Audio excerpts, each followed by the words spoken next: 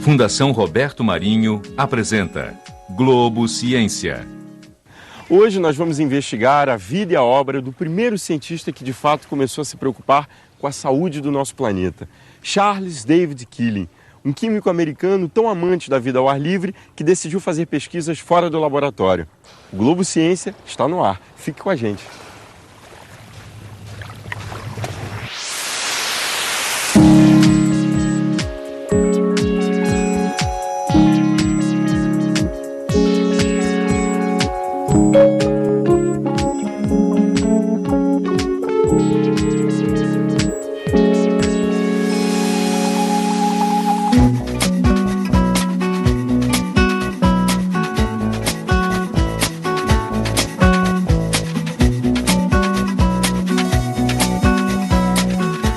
Charles David Keeling foi a primeira pessoa a chamar a atenção para o crescimento da concentração de gás carbônico na atmosfera e depois a relacionar esse crescimento com o aumento do uso de combustíveis fósseis, uma realidade capaz de causar alterações significativas no clima do nosso planeta. Keeling nasceu em 1928 em Scranton, na Pensilvânia. Ele se formou em Química aos 20 anos na Universidade de Illinois. Mas quando conheceu o ambiente claustrofóbico dos laboratórios de pesquisa, sentiu que gostaria de fazer algo diferente do que um cereal mais crocante, uma gasolina mais potente, um plástico mais barato. Foi assim que ele decidiu sair porta fora e respirar um pouco de ar puro. Mas antes de seguir com as pesquisas de Keeling, você já parou para pensar qual é a nossa parcela de culpa em relação às mudanças climáticas por que vem passando o nosso planeta? Vamos por partes. Você já ouviu falar no IPCC? Bom, gente, o IPCC é o painel intergovernamental sobre mudanças climáticas. É uma organização das Nações Unidas e da Organização Meteorológica Mundial, criada em 1988, para fornecer informações técnicas e científicas na tentativa de entender melhor o fenômeno das mudanças climáticas. O objetivo central é conhecer os possíveis impactos dessas mudanças e descobrir opções para reduzir ou aplacar os seus efeitos. Mas o que é a mudança climática nesses termos? Segundo o IPCC, é a variação do clima em escala global ou dos climas regionais da Terra ao longo do tempo, que podem decorrer de processos naturais ou, olha a gente aí, através da ação do homem. Desde a Revolução Industrial, no século XVIII, quando houve um aumento grande da poluição do ar e da exploração do meio ambiente, que a humanidade vem interferindo no que ficou conhecido como aquecimento global. Já que nas últimas décadas, climatologistas verificaram um significativo aumento da temperatura média mundial. Até agora, entre outras consequências, como a desertificação de algumas áreas do planeta, o pior cenário tem sido o derretimento de gelo das calotas polares e o consequente aumento do nível de água dos oceanos. Eu estou aqui no Instituto Nacional de Pesquisas da Amazônia, o INPA, e eu vou conversar com o ecólogo Philip Fernside. É um americano radicado há 34 anos no Brasil e a gente vai falar sobre a nossa participação no aquecimento global. Philip, como é que o homem ele contribui para o aquecimento global e para as mudanças climáticas? A população humana está emitindo muitos gases de efeito estufa. Isso é principalmente pelo queima de combustíveis fósseis, como o carvão mineral, o petróleo e o gás. Mas também tem uma parte do desmatamento, e no Brasil esse ainda é a principal emissão. Então, quando se queima o petróleo ou as árvores, o carbono está lá, combina com o oxigênio no ar para formar CO2, o gás carbônico, que é o principal gás de efeito estufa.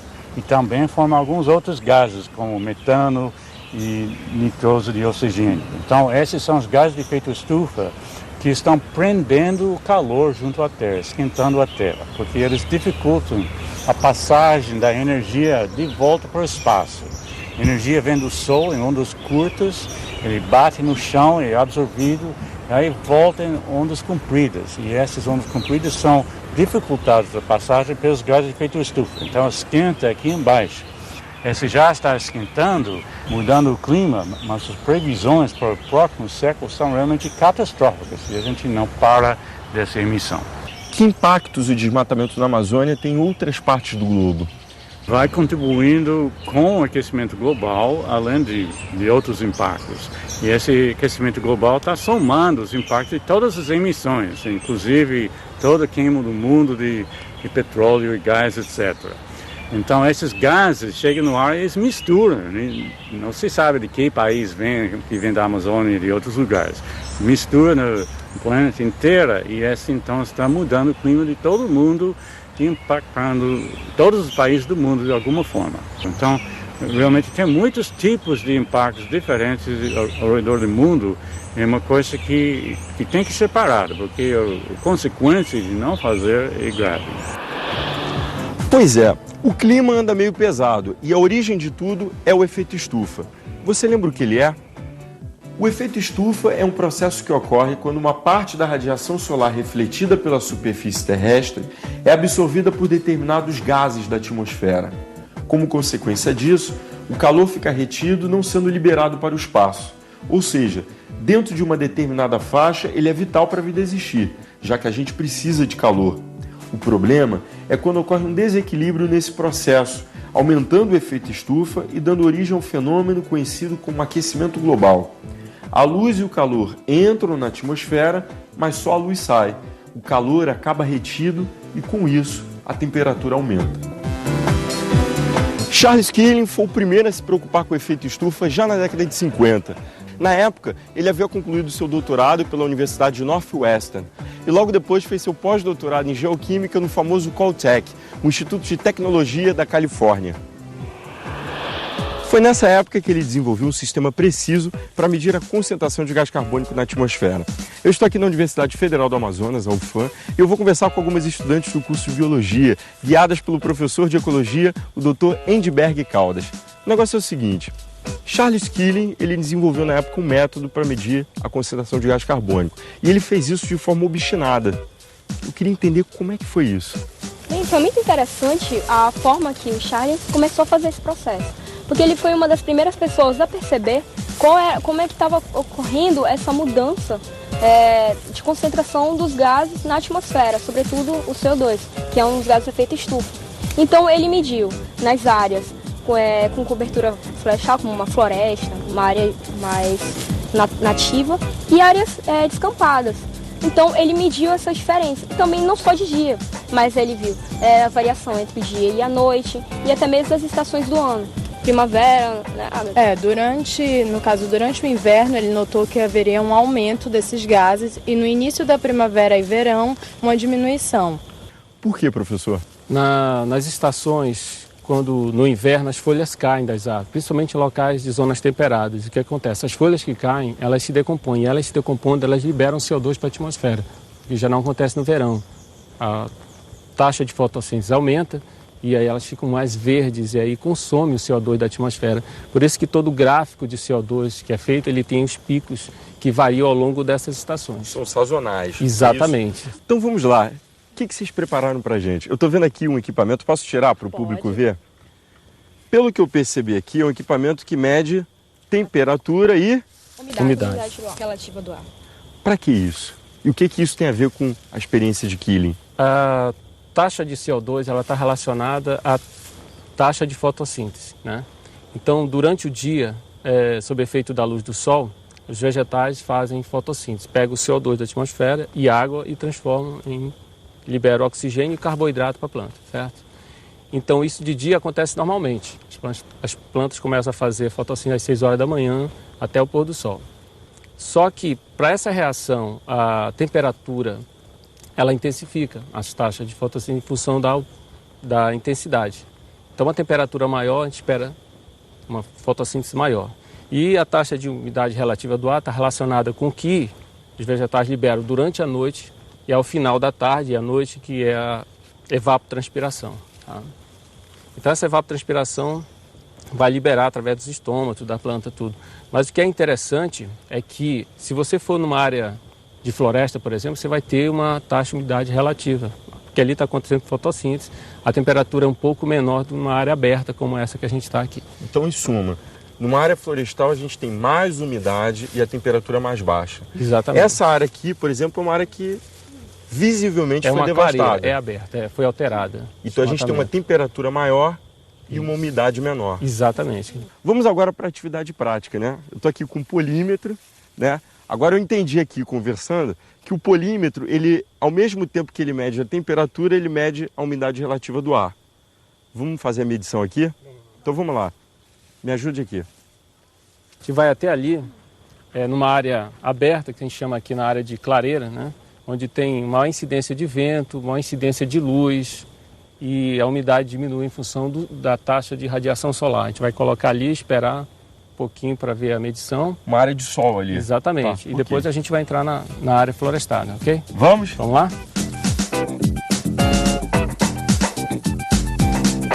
O calor está mais intenso aqui, né? Vamos fazer a medição?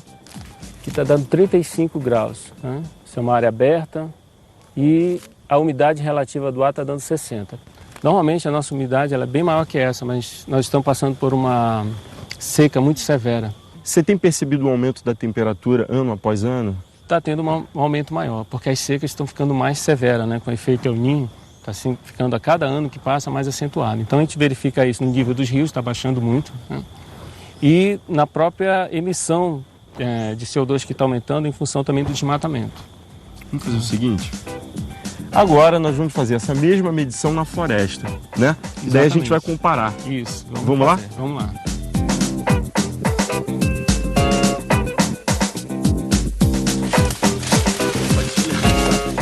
Então aqui eu vou colocar na árvore justamente para ver a variação de temperatura e a umidade aqui, tá?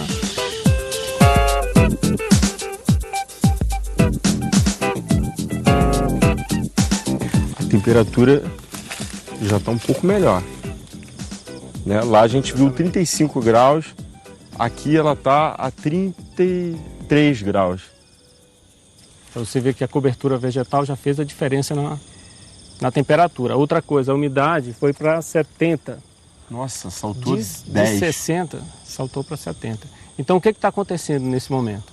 Essa área fez mais fotossíntese ao longo do dia. A evapotranspiração das próprias plantas está liberando a umidade, a água para a umidade aumentar. O Edinberg falou em umidade relativa do ar. Queria que vocês me explicassem isso. Bom, são pequenas moléculas de água que ficam no ar, que nós chamamos de moléculas pulverizadas. Mas de que vale sair por aí coletando amostras de ar? Quais foram as aplicações práticas para essa experiência de Keeling, hein? No próximo bloco, você vai ver que foram muitas. Keeling continuou suas pesquisas até 2005, ano de sua morte. Inclusive, ele chegou até a participar de um esforço internacional para monitorar a concentração de gases atmosféricos. Não sai daí não, porque o Globo Ciência volta já já. É rapidinho.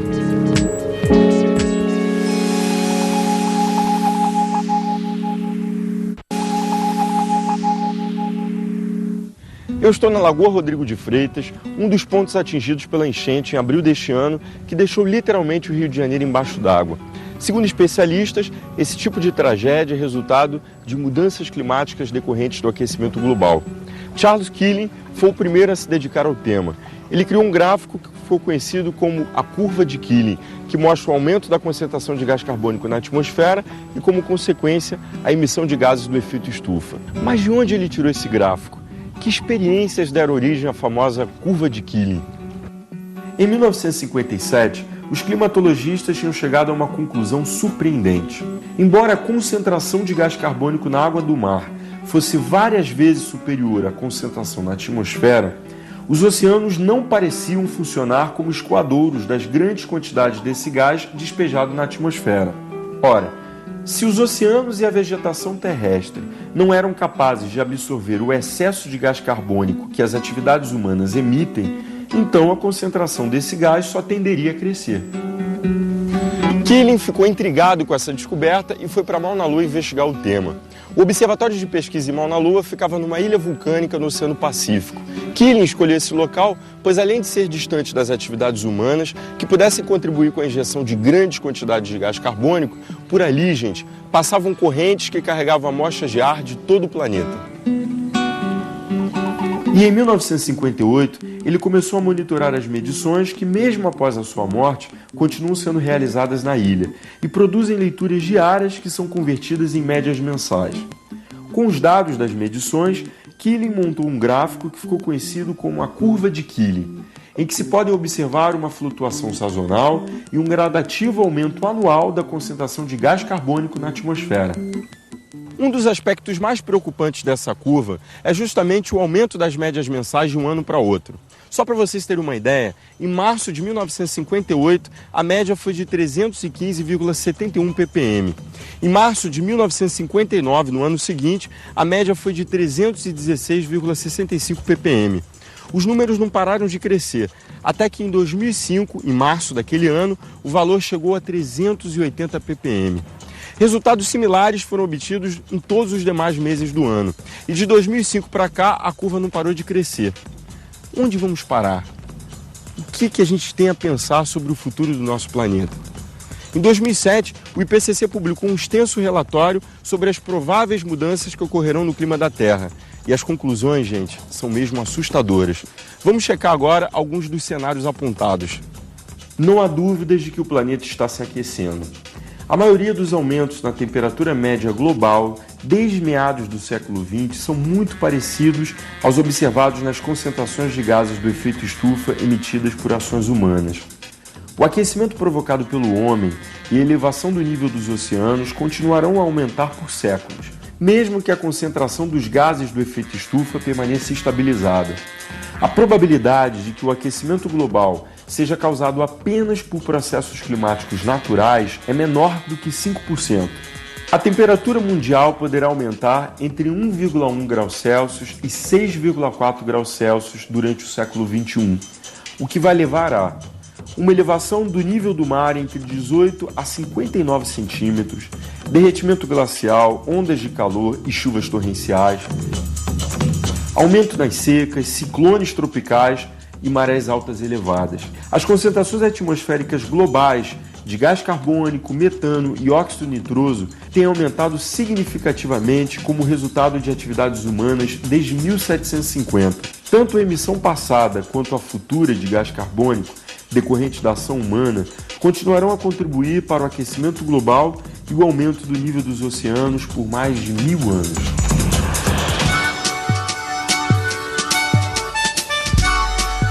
Charles Keeling foi um apaixonado pela natureza e gostava de acampar e fazer caminhadas em trilhas.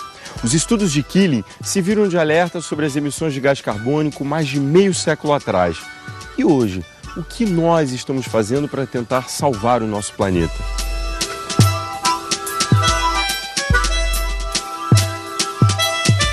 Eu acho que cada um tinha que começar com as pequenas coisas, assim, até dentro de casa, economizar água e luz, as pequenas coisas mesmo que podem acabar mudando no futuro. Transporte pode ser, as pessoas podem parar de andar tanto de carro, começar a andar de transporte público, a melhoria do transporte público também, né, porque hoje em dia é bem precário.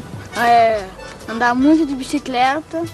Tipo, um dia da semana, podia combinar de um pai levar todos pra escola, pra não ter que usar mais de um carro. A gente podia reciclar as coisas em casa e reutilizar também. Ao invés de jogar tudo fora, usar como para guardar alguma coisa. Na minha escola também fazem isso, de separar, tem uma lixeira para cada tipo de lixo. Então tomar banho bem rápido para economizar água. Um mundo melhor seria as pessoas se preocupando mais com o todo do mundo do que apenas se preocupar com si mesmo.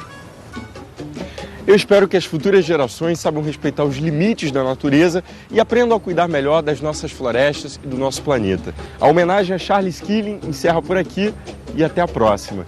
Viva a vida! Tchau!